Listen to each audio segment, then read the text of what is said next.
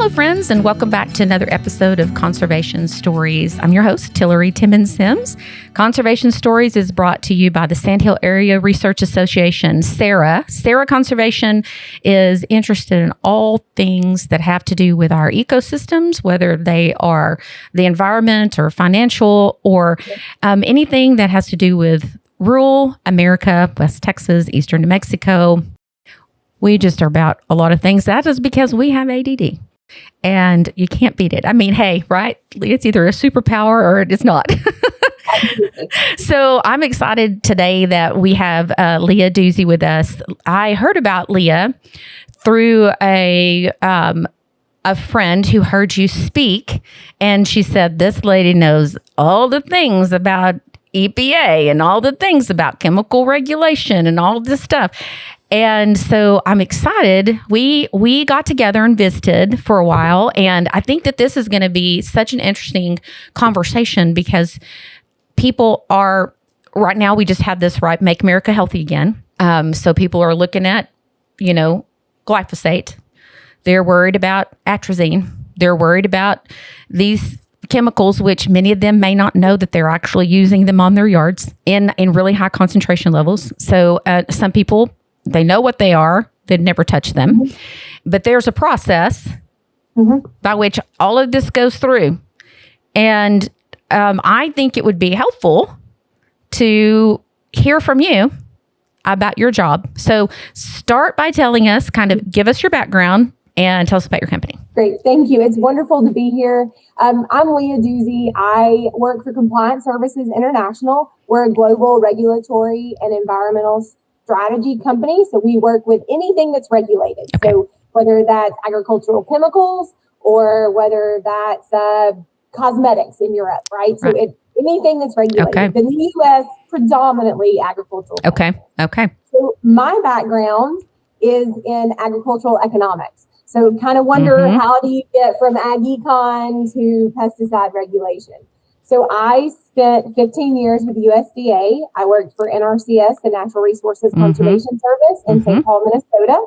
And then I moved to Auburn, Alabama, which is where I live now. And I worked for the Agricultural Research Service doing applied research in conservation systems. So looking at how cover crops, no-till, nutrient management, how those work in the system to be able to manage, say, herbicide-resistant weeds, or address other resource concerns like erosion, runoff, et cetera. So my background is in production agriculture. My dad's a farmer in Georgia. So all of my knowledge is a combination of knowledge of growing up on a farm and how agriculture works in the Southeast with a combination of education and economics. So a lot of professional experience. You've got the perfect foundation for this. And what I love about that, you also worked in conservation, so people can know that you've looked firsthand at the science, and you've seen the science, you've seen the impact of chemical use, probably in positive and negative ways. And you've stood out in the middle of those fields where some of those things have been applied. And so I think you are perfect for the job that you have. Your whole experience has kind of just led to this fit. It is amazing how those two things have met. I think when I first started, I've been with CSI since 2017. And so I think I didn't really understand how those two worlds were going to collide in the way that they have. I started out doing economics for CSI, and then I progressed into doing mostly endangered species work. So really looking at how federal regulations work with the Endangered Species Act as it relates to how pesticides are registered. So that's great. Strange world of how it all comes together. But what I love, though, is that you have been exposed to both sides. And so that's why I feel like you are in such a great position for people to understand, hey, I've been on the side to say, how is this chemical impacting our environment and working to protect the environment or the endangered species? And that's really what the whole idea of these regulations are about, is how do we prevent harm and how can we also use what we have in a way. And we've mentioned this before, like on fossil fuels, like the responsible use of something that is essential to our lives every day, because without it, you and I would not be talking at this minute, and we are years away from transitioning completely away from fossil fuels, and we'll be looking at mining different resources for different types of energy.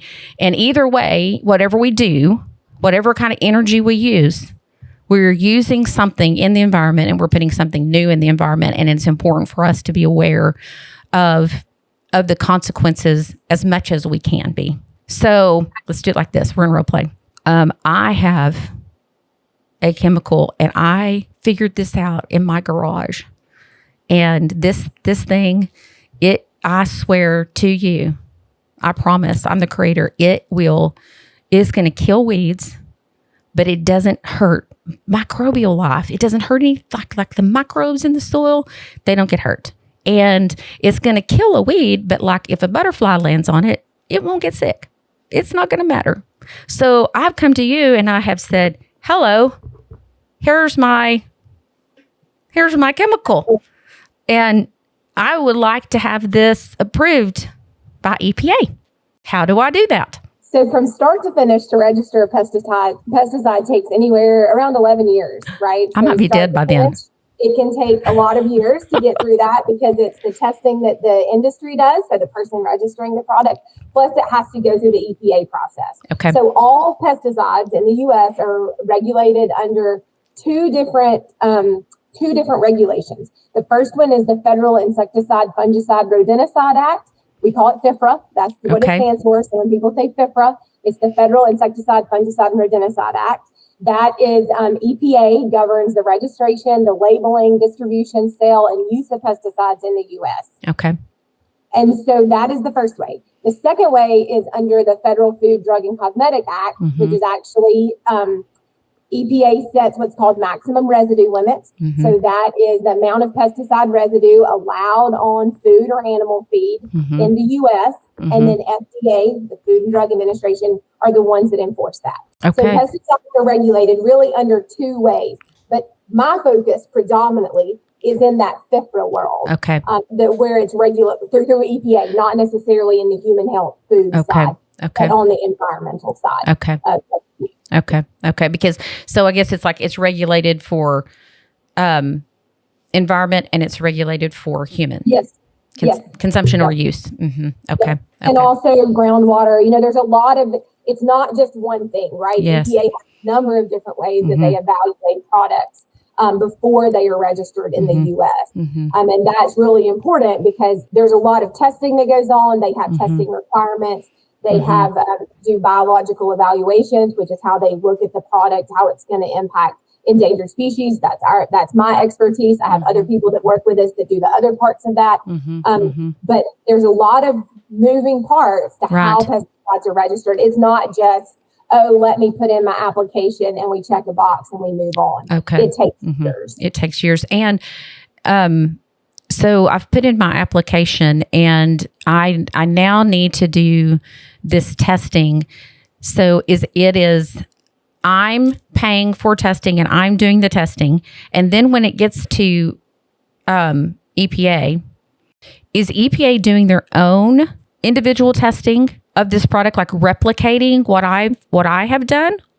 Or is it that they are relying on the science that I'm providing them? Or do I completely misunderstand how things are working? Because it looks like from your face, you're like, oh, girl, you are so lost. I'm just thinking about the best way to answer it, because I think that it's not not that simple. More complex than that. In a lot of cases, it's not the registrants doing the testing, it's laboratories doing it. Sure. Right? Okay. Right. Third party testing. Right. Yes. I'm so sorry, but yes. I'm taking it to lag. It's fairly complex, and there's a whole list. Like, you can go, EPA is very transparent in what they require. It's all on their website.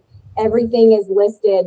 So they do have all that information out there, and then they evaluate all those testing. Okay. So it has to be done by certain laboratories. There's requirements that go along with it. And I'm as the registrant, I'm paying for all of that to be done. Yes. So if I have something, and am I first going to come to you and say, hey, obviously I don't know how this is done. Can you help me? Yes. That's like the first place I could come. Okay. For so people who don't have their own in-house expertise in registration as a company, we can help people. Okay. Okay. So and that is not, just so we're clear, that is not my expertise. Right. I am not the person who does registration. Like I have colleagues that do that. Yes. And for me, where I come in is saying, okay, how does the label that they're putting forth, how does that meet the regulations as it relates to endangered species? What kind of mitigations need to go on it? How do we help people get through the process of figuring out, okay, how they're registering the product, does that meet the regulations that have been put forth by EPA? Okay. And specifically the regulations for you, it's specifically the regulations of how is it going to impact endangered species? Yes. Yeah. Okay. So like literally it's so, there's so many parts and pieces. You have to have like an expert for this regulation, an expert for this regulation.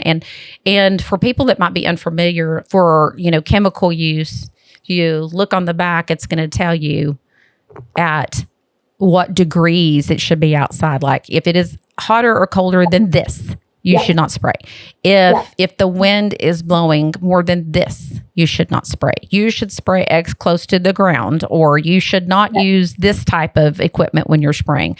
Like it can be very instructive to and what they're trying to do is mitigate any damage that they're aware can happen. Yes. And so there's language. So the label is the law. That's what we always say. Okay.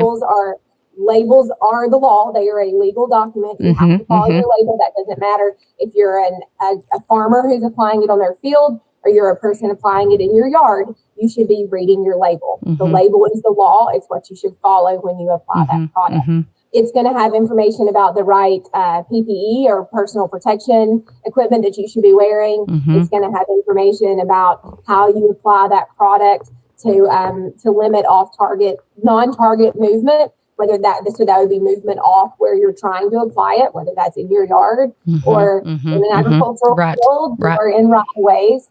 And so all of that is listed, what your application rate is, how much you should be applying per acre or per square foot.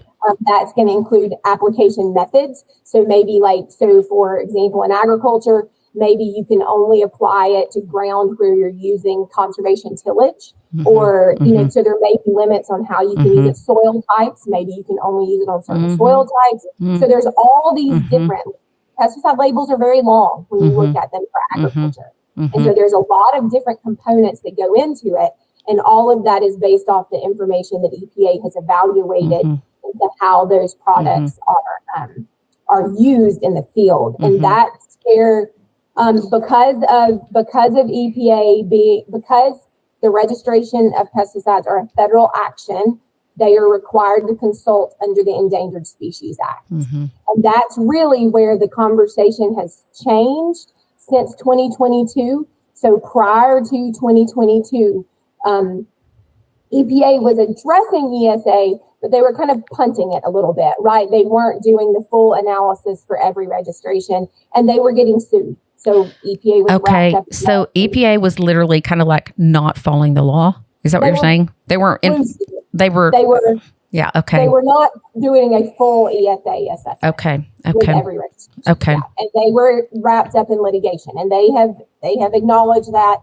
They acknowledged it in early 2022 when they released their work plan of how they were going to do that. Out here on the Texas plains, water is everything. And there's a resource that's as vital as it is fragile, our playa lakes. These lakes are nature's reservoir, catching rainwater to recharge our aquifer and provide lifelines for wildlife. But now they need our help.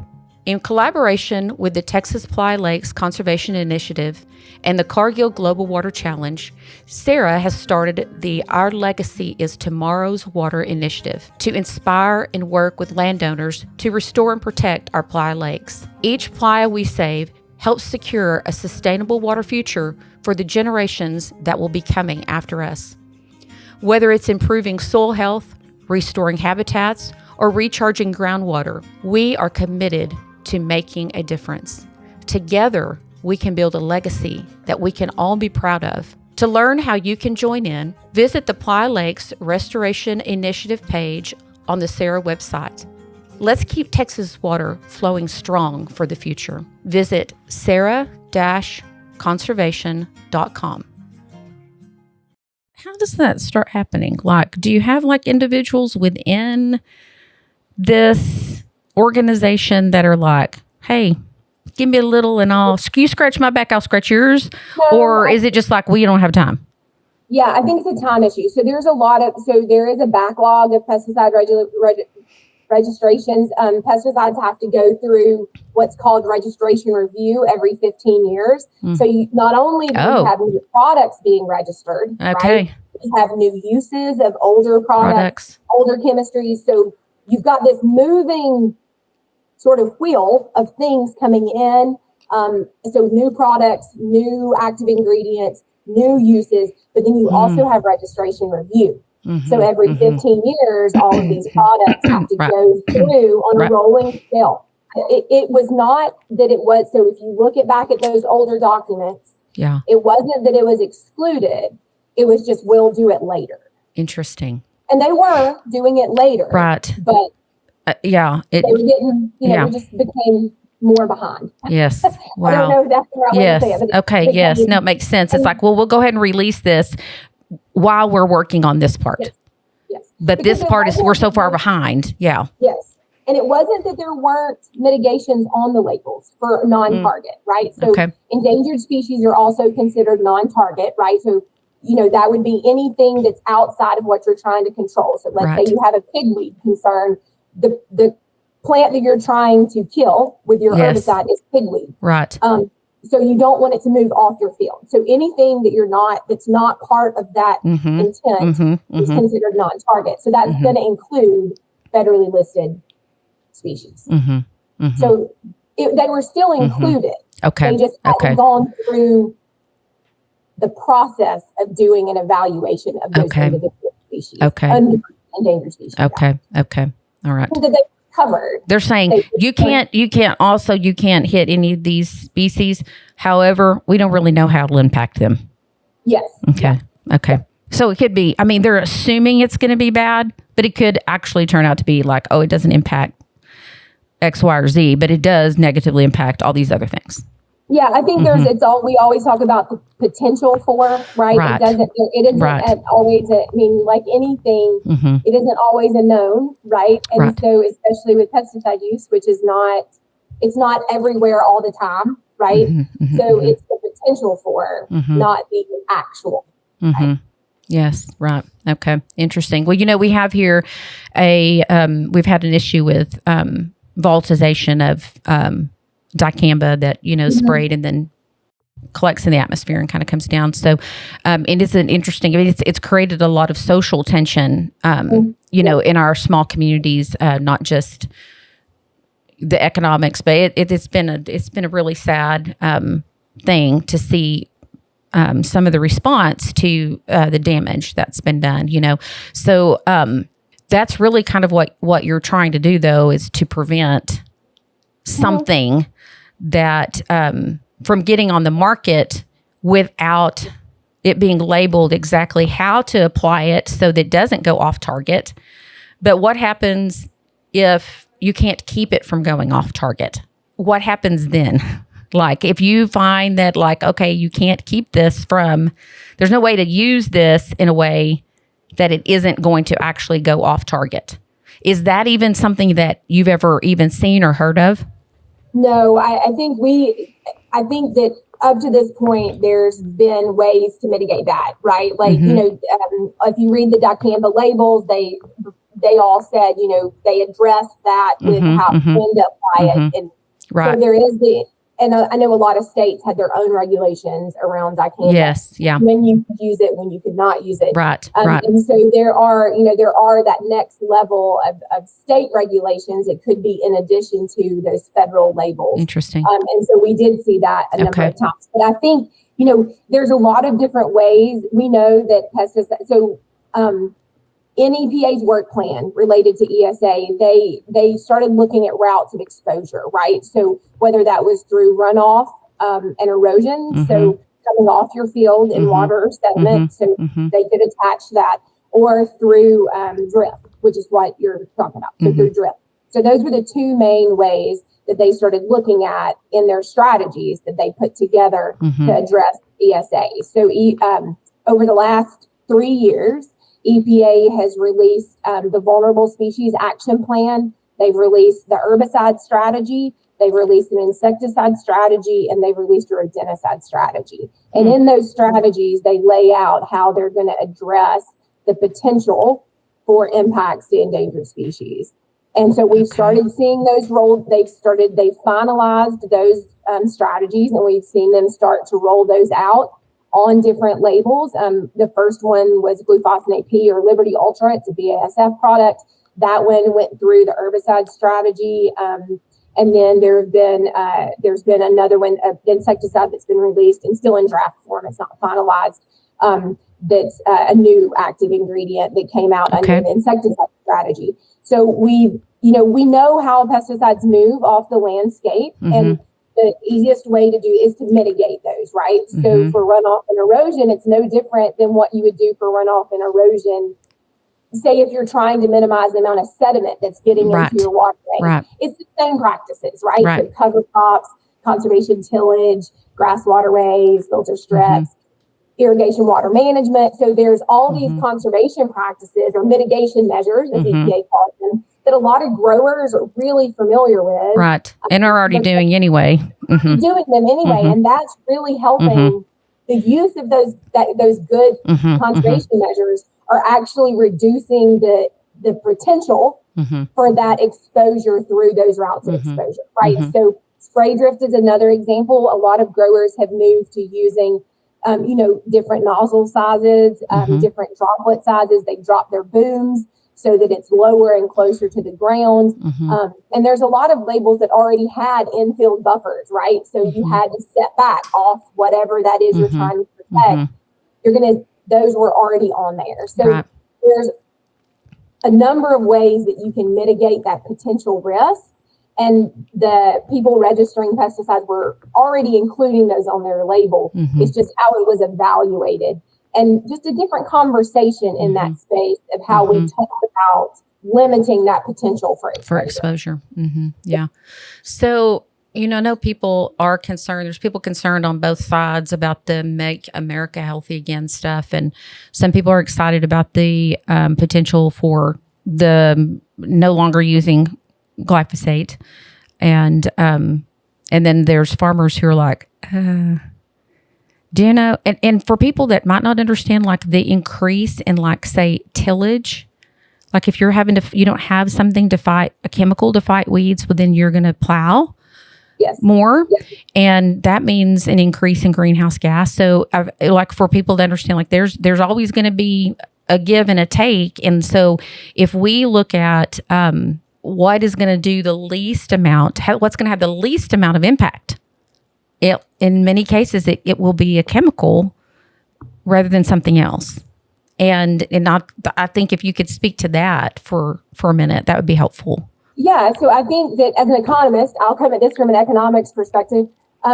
There's always trade-offs, right? And so I think that we have to look at what those trade-offs look like, right? So, for example, I'll use my own family as an example. So we use no-till and we use cover crops, and we also grow a second crop. So we're double croppers, right? So in the Southeast, Texas, you can double crop.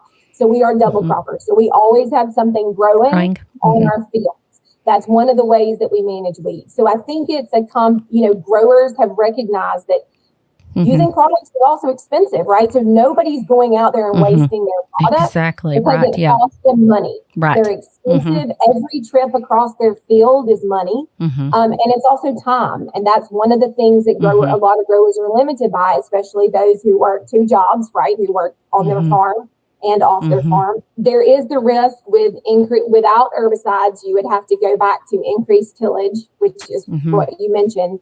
And that it's not just about the greenhouse gas and the use of the fuel and the heavy tractors and the moldboard plow, but it's also the erosion, right? And so losing that topsoil. And so when your ground is bare, you all of a sudden it's going to move. Right. Oh, yeah. I mean, if people don't know that around here, I don't know how. Yeah. And so I think that it's some of my, my previous life doing research in conservation systems where it was a combination, right? Like we did work looking at, okay, can you use cover crops instead of using herbicides, right? So can you control glyphosate resistant pigweed, which is something most growers are familiar with? Right. Can you use cover crops? It wasn't, yes, you can use cover crops, but herbicides are still very important, right? Like if you want to fully control that weed, herbicides are very important in that system. Right. And so I think it has to be, this is me as a conservation, putting on my conservation hat, I wear a lot of different hats. I think there's ways that we can use our conservation measures along with good technology, right? Which is what we have. Right. So along with good technology, conservation practices, there's a way to address those concerns like weeds that is good for that. Where it's good for the environment, right? Where it's minimizing erosion, but it's also optimizing what kind of product we're using. Right. And I think that's important, like for people to understand is that like, and I mean, people are people. So not every farmer is like, not every farmer cares about the environment, but most of them do. But people are people. People are just people. And so, but what farmers do care about also is like the bottom line, and they can't keep doing what they're doing if they can't make a living. And so, the more tools that we take away from growers, we have to remember that what we're putting at risk is our own food system at times. And so it's important for us to be really thoughtful about the disadvantages and the advantages of the pros and cons of a particular chemical, and which, I mean, everybody gets to make up their own mind. So this is just information 101, right? But I think for the most part, a lot of folks either dislike the EPA or don't trust the EPA. So, and it feels like either way, whether, and it's like everything else, we kind of make up our mind and then we look for something that confirms what we actually already believe instead of the other way around. So, it's really hard as a human, to make sure that you're aware that you're not just looking for things that confirm what you already want to believe. So a lot of times it feels like even now it's like, well, if I believe it, then it's a fact. Today's episode is brought to you by Evan Stone with Clear Rock Farm and Ranch, part of the Clear Rock Realty Group in Lubbock, Texas. Evan understands West Texas land, agriculture, and what it takes to buy and sell farms and ranches in our unique region. If you're ready to make your next move, trust someone who knows the lay of the land. Visit Evan at clearrockrealty.com, serving Lubbock and the surrounding communities. Clear Rock Farms and Ranch, your partner on the plains. I guess you can't have a crystal ball, and I don't want to put you on the spot either, but like, where do you think we're headed? Like, okay, so we went, it feels like, I don't know what's happening, because it's like you have an expectation that now we have a new administration and they're going to claw some of this back.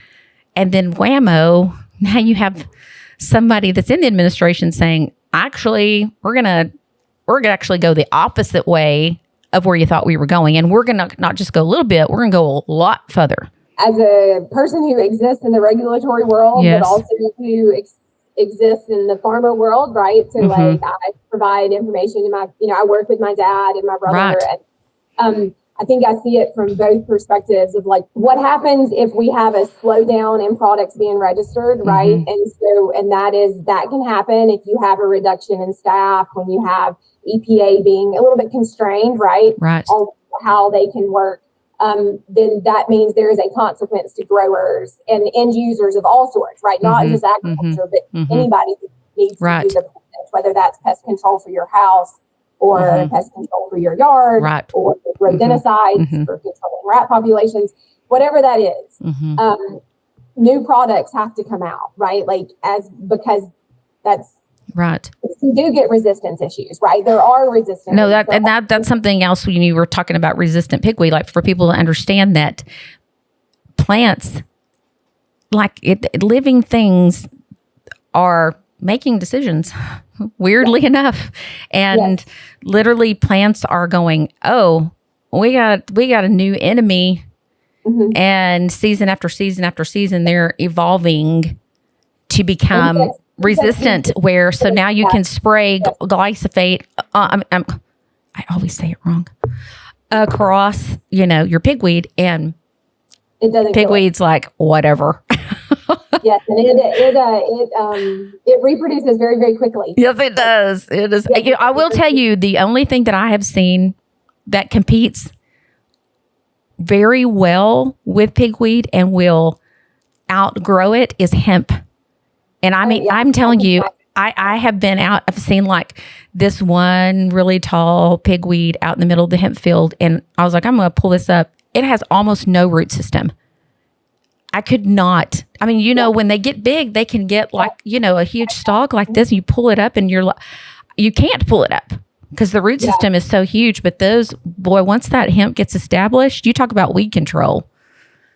I think that, going back to your question about like what to expect, I think right now we're just waiting to see. I think that's where a lot of people are, is just kind of waiting to see where we go and then adjust as we need to. So does it put your customers, like your clients, in this weird limbo? Yeah, I think it does. And it puts people who just work in the industry, in the agricultural industry in general, it puts us in a lot of difficult position, right? To not really know, hoping that they have access to products that they need. Registration, we always say registration by litigation is really not the best option. It provides no regulatory certainty for people who are trying to make decisions on how to produce our nation's fiber. And so I think that there has to be regulatory certainty. And I feel like right now there is just a lot of uncertainty. Yeah, that's interesting. Yeah, it's so interesting that you make that point, because I was last week at a critical minerals law conference. And that is something a point that someone brought up was that right now, oil prices are suppressed. They're really, pretty almost, they're not quite so low that people are going to quit drilling, but they're really low. And part of that is due to the fact of when there's clear regulation, investors feel safe. We know exactly what the law is and we follow it. But when there's ambiguity, then investors, they are not comfortable investing in something that could change. And so there's kind of been this suppression of the oil and gas, which it's just so counterintuitive to what we think of would be happening, So I think it's interesting because they did mention that this is happening in multiple, not just in the oil and gas industry, but across multiple industries, because there's so much, we're not sure what's going to happen where. Yeah, I think that in agriculture and I'm guessing oil and gas is the same way, but agriculture is impacted by, trade policy, right? So prices, because we have global markets. And so how their products are marketed, their trade, what that looks like. And there's downstream impacts, right? Because let's say you have corn, it may go into feed, which goes into cattle, right? So all of our agriculture is really intertwined. It's all intertwined. So I think that it's those, and then how it impacts their input, the people who sell their inputs, right? So if I'm a grower and I have to make decisions about what crop I'm going to grow or how many acres I'm going to grow, it has impacts throughout the rural community, whether that's your cotton gins or your fertilizer dealers or your seed production facilities. impacts everybody because agriculture is so intertwined with each other. It's really true. Just that whole, rural ecosystem, which is just, you can't pull on one without pulling on the other. And yeah, that's the truth. If a farmer's going, I don't know if I'm going to have the tool I need to grow this crop, so I'm going to have to grow this crop instead. So I think consumers, it's important for them, one, to be aware of the difficulty it is to make it through the process, that it is very stringent. Yes, it is. If something does make it through, it has been through, like you said, 7 years of testing of how it's going to impact all of these different things. Or more. Whether we have or don't have that tool will impact whether we have or don't have certain crops, or even the price of those crops. So if you take away a tool that cuts it makes things, farmers can grow a crop more economically, that really impacts the choices that they're going to make, and also the choices like how much money they're going to have at the end of the season, to give bonuses, to pay bills, to buy a new vehicle if they need it, to do things that spur the economy, especially in rural communities. It's true for crops where we produce, where the U.S. is the major producer of those crops, right? So you see that a lot of your specialty crops where we do produce a number of those crops that are used by people here, right? Right. So whether that's blueberries or apples or oranges for eating orange juice, right? Like all those specialty crops are grown in very specific regions of the country. They're not grown everywhere. They're small acreages. So we're not just, I think a lot of people, when they think of agriculture, they think of corn and soybeans. Well, and that's a lot of it. I mean, it's true. We are growing a lot of that. Yeah. A lot of acres of that. There's also the importance of our specialty crops or our minor crops. It's really, really important because we want to be able to produce those fresh fruits and vegetables in the United States. In fact, I just was interviewing someone on water. We were talking about, she's excited to see some horticulture stuff coming up where we are, where people are growing some more vegetables to be, locally sourced and that kind of stuff. And I think it's good for consumers to be aware. We have a co-op, Brownfield Farmers Co-op. You can find them on Instagram, Facebook, Brownfield Farmers Co-op. And they've been doing a really interesting series with their farmers, talking about, like some people are organic and some people aren't organic. And they talk about, this person's talking about how he uses chemical and how much chemical he's using and what would happen, if he didn't have it.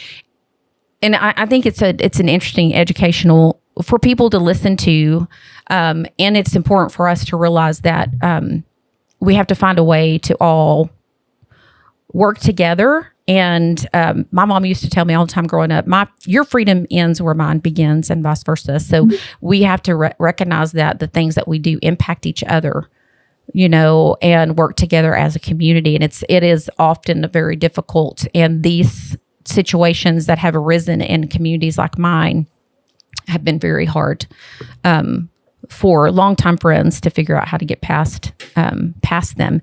And I hope that we can figure those things out socially. And that's something that EPA, I don't think, is something that they don't ever take into consideration, which is, I think, probably going to have to be more and more something considered, is like, what is the social impact of this?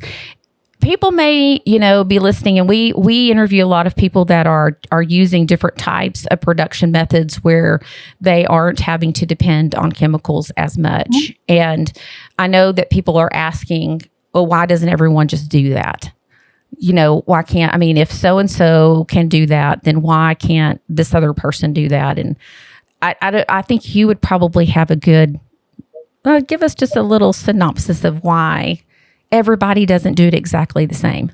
Yeah, I think a lot of it is based off where you live, right? So some of it is our pest pressure in the Southeast, because we grow crops year round. We have very wet weather. It doesn't get very cold, so it doesn't kill the insects. It's not like being in the upper Midwest, maybe, where you have less insect pressure. We have a lot of insect pressure. We've had insects that have been very, there's a lot of people who remember the boll weevil, right? And so the boll weevil was eradicated mostly eradicated. I think but for the most part, the boll weevil is eradicated. And that was because of a pesticide. So I think that it depends on where you live. I think some of it depends on how many acres you farm, right? And so how much labor you have available. So where you can't use products, you may be doing hand weeding and hoeing and all of those things. I will say, I think that there's a misconception that organic means they don't use pesticides, and that is not true. Right. There are pesticides that are allowed to be used in organic production. So I think that's a little bit of a misnomer, is that organic production doesn't use any pesticides, but that's just not true. Right. They do. Right. Or there's, and everything's a chemical. I mean, I think it's important for us to remember that literally the world is made up of chemicals. Yeah. So everything is chemical. So there's things that are available. I mean, there's regulations behind that too. Behind all of it. Yeah. Yes. So I mean, all of these are, they have to fit within certain boundaries of what organic. I mean, So there are biopesticides. There's all different kinds of products, but they're still all registered and regulated by EPA. And so it doesn't matter if it's available as a organic certified product, a product that you can use in organic production through OMRI or USDA. There's a list. And so, but the idea that there's none is just right. And I think also part of it is that, it takes a long time to understand the consequences of some things. And so we're just now really recognizing how much life is in the soil, how much microbial life is there. And that's not listed on the endangered species list. So we haven't been looking at how does this chemical impact the microbial life of the soil. So as we get more evidence, some more science behind those things, are you thinking that that's something that will eventually be something that is looked at when a chemical is being registered? I don't know. I guess having come from the soil health world, right, doing systems, I haven't really, I think I would have to think about how you would do that testing, right? Like what that would look like. I don't know. I guess I don't mind saying I don't know. I think because we understand so little about that ecosystem. We don't really, I know I have a friend that is, she's a microbiologist, whatever, scientist. And she's like, I could spend my entire life researching one microbe and never fully comprehend its life cycle and what's impacting it and all these things. And there are literally billions of different kinds of life even in a teaspoon of soil. It's or there should be anyway. We think that there should be, right? Well, and I think it's how our production methods fit together, right? So that is one of the struggles about agricultural research, right? Is that, we're dependent on the weather, right? Yes. You can have a research trial out there and you can have a great year, and then the next year you have a hurricane. Yes. Right. Yes. And yes. So yes. How you do research, especially at the field level, so in the field, it becomes difficult because you are at the mercy of the weather and whether or not you get enough rain or too much rain, whether or not it's really hot. So every year is different. That's it's so true. And that's one of the things, I've done some work in the hemp industry, and there's so many people in the hemp industry that know nothing about anything that has to do with anything but hemp. And that's why you hear so many people say it can make 10,000. It's the only plant that can make 10,000 or 150,000 or 60,000 different things, because they don't know that actually grain sorghum sequesters a lot of carbon and you can make other things out of it, and cotton actually has more cellulose, so things like that people are just not aware of, know. And I will tell people ag moves in decades. It does. It's decades. And until ag becomes interested in hemp as a commodity, it's not going to go anywhere very fast, Well, I think we've talked about this before. I think everything's dependent on markets, right? So it is. You have to have it is. There's too many things that are, yes. Right. There's so many parts that go along with it. But I think that, I think agriculture is very personal, right? So most of our farms are still family-owned farms. Yes. And it is personal. And it is. I think that, growers do want to protect their soil. I mean, it's why my family started no-tilling in the 80s. Like, there is this drive to protect their soil because they understand the consequence if they don't, right? But they also understand that without technologies, whatever those look like, from whether it's the newest technology for a sprayer or the newest technology for a combine, the newest chemical technology, those are the things that help us produce enough to be able to feed not just people in the U.S., but the world. Yes. So, and I think that you said something just in passing there that in the 80s, you started doing no-till. I think it's important for people to understand that some of the things, the production systems that they're hearing about now are not necessarily new. No. And that like a lot of farmers have tried them, and maybe they didn't have maybe some of the technology or some of the knowledge that we have now. And so when they tried them in the past, they didn't work. Yes. And I'm not saying that they wouldn't work now or they would work. I'm not going to speak for everybody's blanket statement. I'm just saying that to think that some of these new ideas are new is not necessarily the case, and that farmers have been aware of some of this for a long time, and whether it fits or doesn't fit into their systems. And I mean, some people are just stubborn. Doesn't matter if it works or not. Their granddad didn't do it. They're not going to do it. But that's just people. That's a standard thing. And, people are just people. Is that you always are going to have people who are not going to change, right? Yes. Like, always. Yes. But I think that because agriculture is very different depending on the region that you are in the country, right? So agriculture in the Southeast is very different than agriculture in the Midwest. I've worked in both of those spaces. So why we started doing no-till and cover crops earlier in the Southeast. So at Auburn University, they have what's called the old rotation. It's the longest cover crop rotation, I think, maybe in the world. I don't know, it's at least in the US. And it's been like since the late 1800s. They've been using what they call green manure. So we called it something different, but it's the same concept. And so it was out of necessity, right? Because when you grow cotton year after year after year and you don't put anything back into the soil, there is a consequence to There that. is, yes. We realized it a lot sooner here than other parts of the country. So the adoption of cover crops and no-till have historically been higher in the Southeast because it was out of necessity. Right. And what people may not know is somebody who contributed to that knowledge is George Washington Carver, who said we have to have something else to grow on rotation, and said peanuts are the thing. Yes. And peanuts also here where we are, and they helped us with a horrible nematode problem that we had from cotton. So nematode is also a biological little critter that lives in the soil, and it will destroy your cotton crop. And we didn't have any way of fighting that at the time, and so rotation with peanuts helps. So there's a lot of things that have happened, but until you know, you don't know. You know what I'm saying? Like, so, and sometimes it takes a while, I think that things will continually improve and change, and maybe we're learning some negative impacts, environmental impacts of things that we've always used, or maybe people are going to be surprised to know that maybe, that the impact is not as much as they think. And then we'll see, what happens. Like, you're not on that FDA side, but what they're looking at is that residue. What is that residue of those pesticides that are in our food? And for people to know, there's literally limits for arsenic.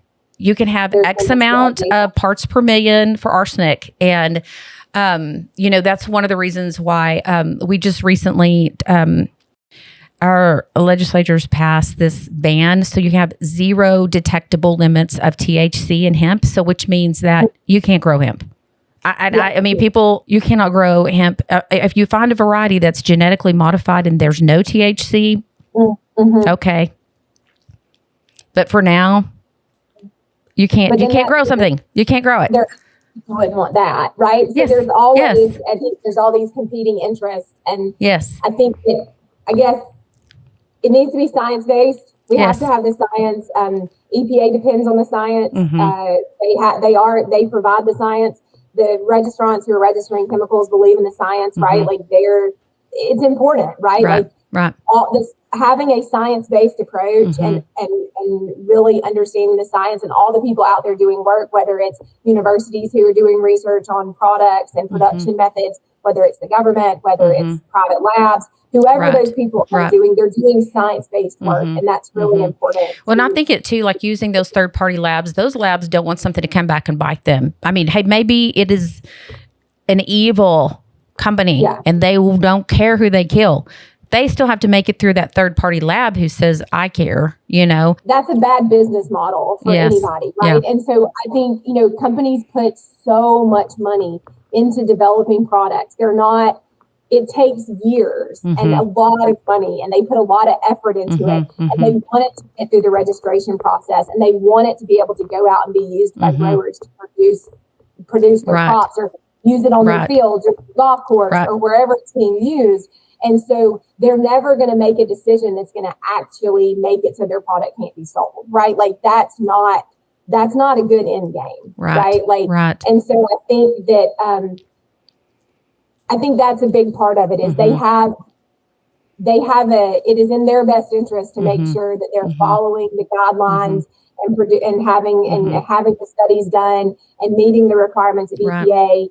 And providing the information they need to the EPA to make sure that their products are registered, because they've invested a lot of money in making sure that those products. Well, and I think it's important for us to remember that we've got to not decide before we know.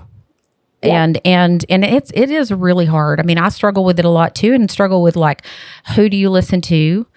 And I mean, there's a lot of loud voices out there, but what I find is like, there's also places all over the internet that you can go to find peer-reviewed research, and you can go down and you can look at like the list of people who sponsored that research, any type of, conflict of interest that those researchers might have. And the internet is like, if you don't believe that, then just go on the internet and research the researcher, and you will find a whole lot about them. So it takes a lot of time to do that, but in the world that we live in, either you find someone that you trust that's doing that for you, or you do it yourself, because to think on both sides, there's ulterior motives. Voices, and so we have to figure out how to cut through some of that and make good decisions. And we're not here to like say this is what you should believe. We're here to say, hey, this is just how this is working in the real world. Like, this is how it's working, and this is the things that we're seeing. And you're seeing something else, then bring that into the mix, and making your decisions. But we want people to be informed. And this is an odd time for sure.